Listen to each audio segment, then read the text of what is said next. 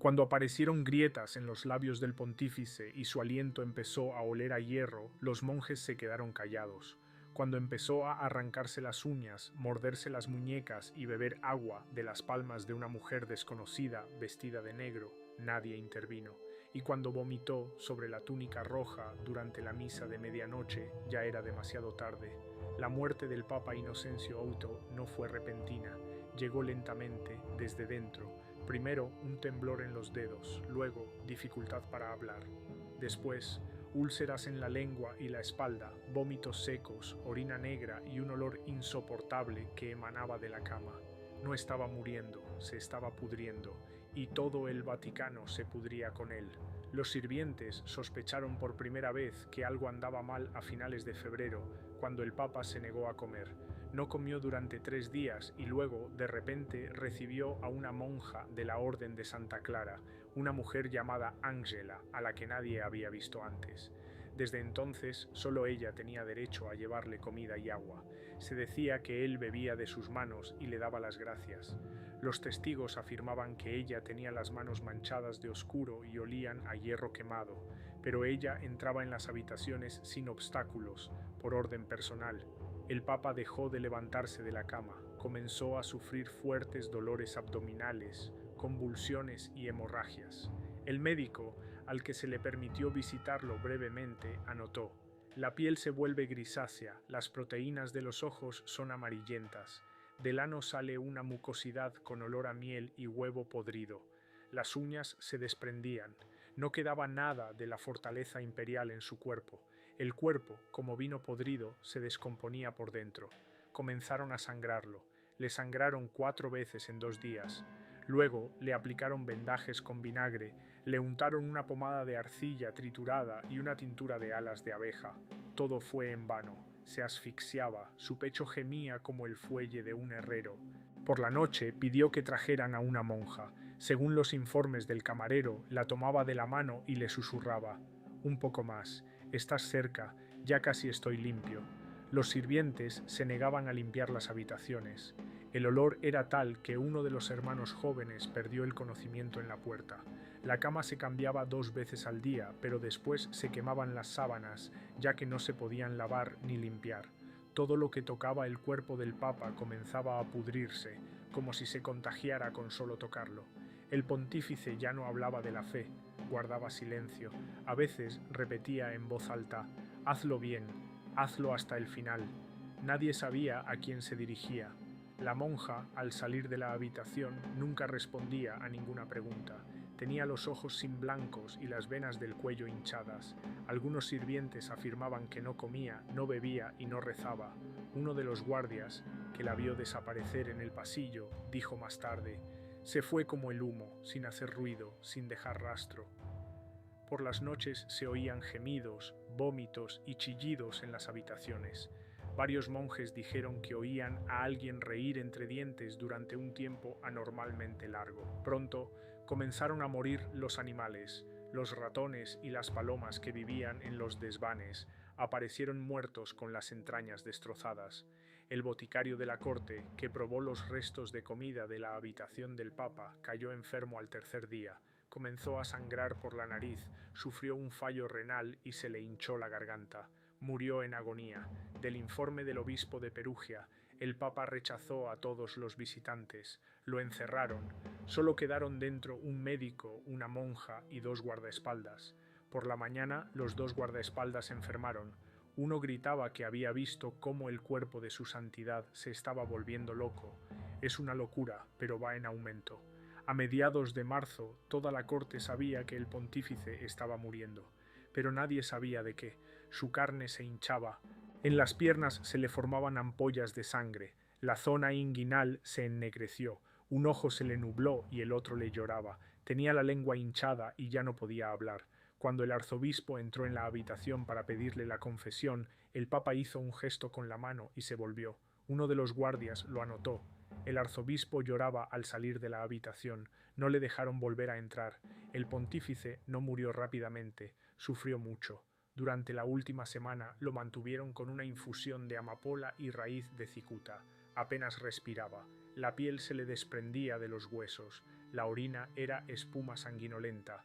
Los médicos, uno tras otro, se negaron a tratarlo. Uno escribió: estaba consumido por dentro, sus entrañas parecían tener vida propia. No era el corazón lo que latía, sino una acumulación de miedo enredado en las entrañas. En su última noche tomó la mano de una monja, la llevó a sus labios y murió.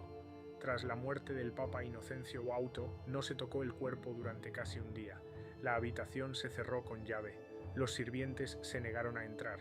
2 monjes que estaban de guardia en la puerta contaron que habían oído un débil chirrido en el interior, como si unas garras rascaran el suelo.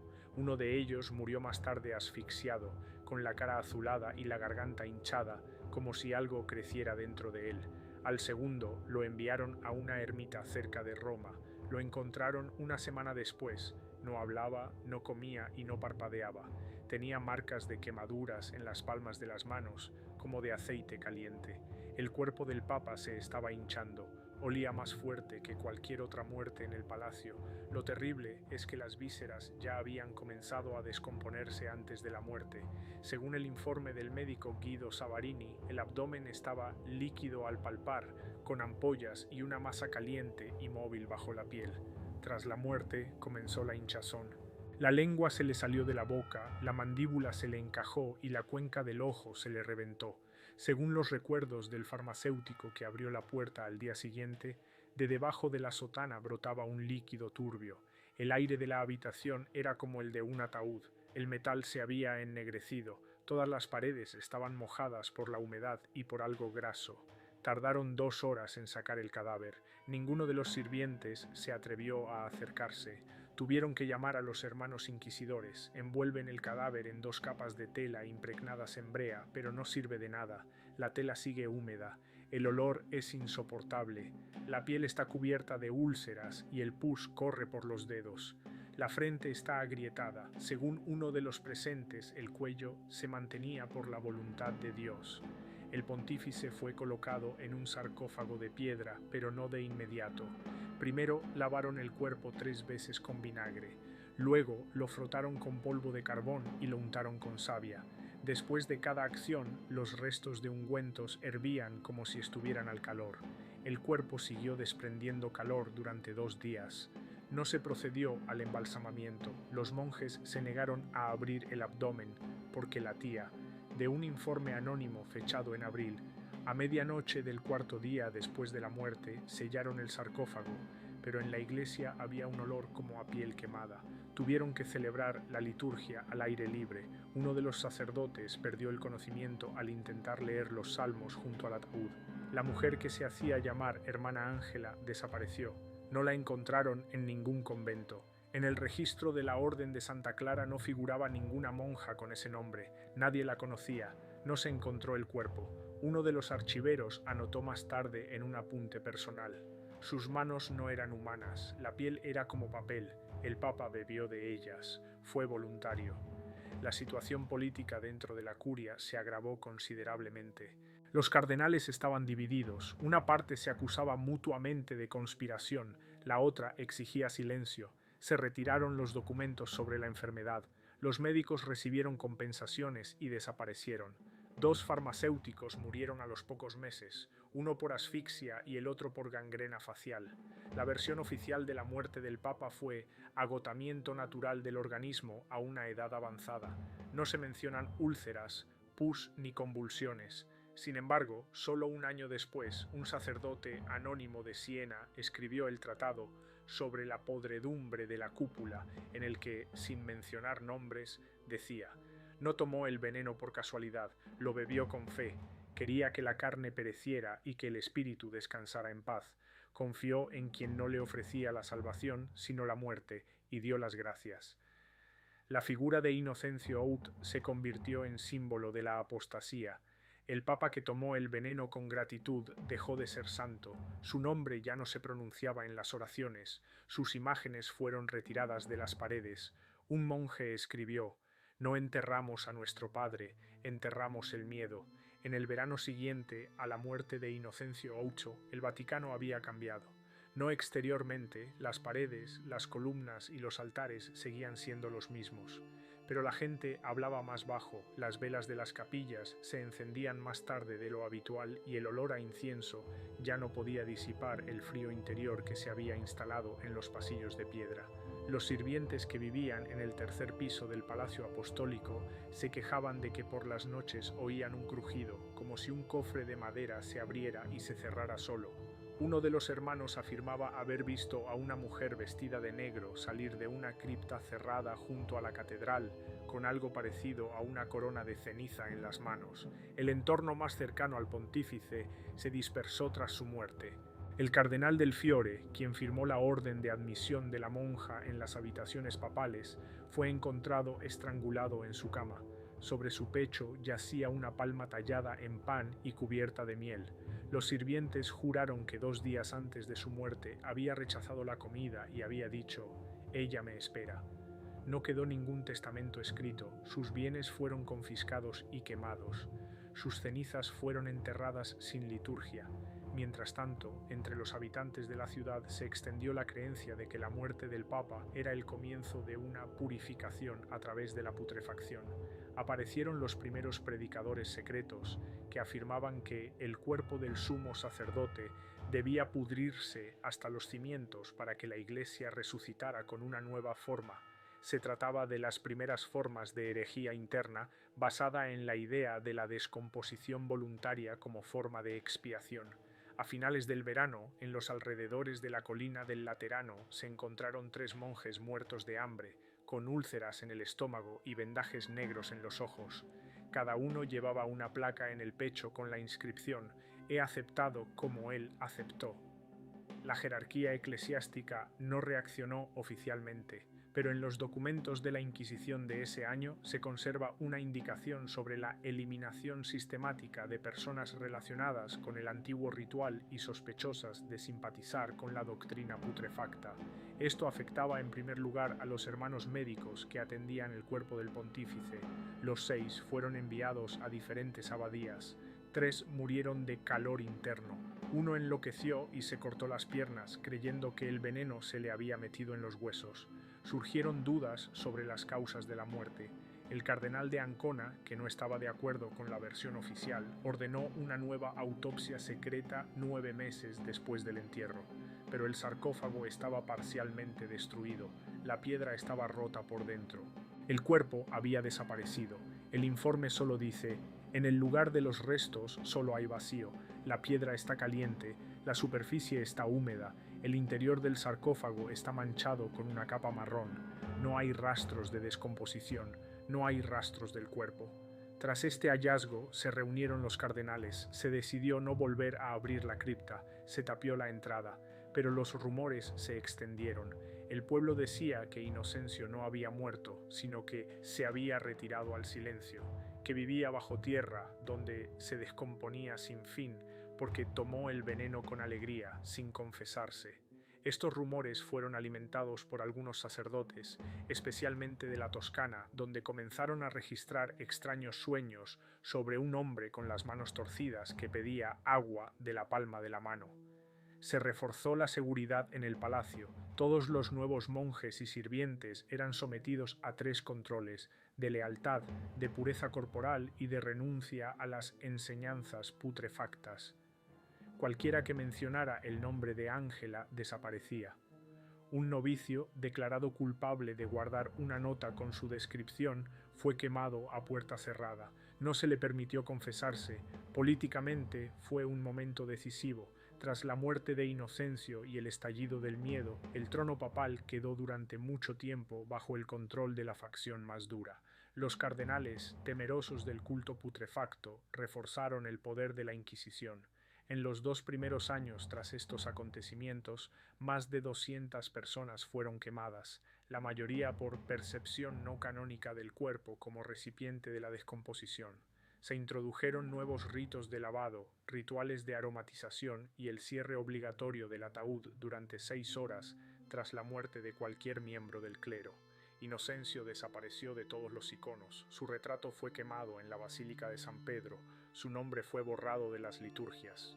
En las crónicas oficiales se decía: «El servicio ha terminado de forma natural».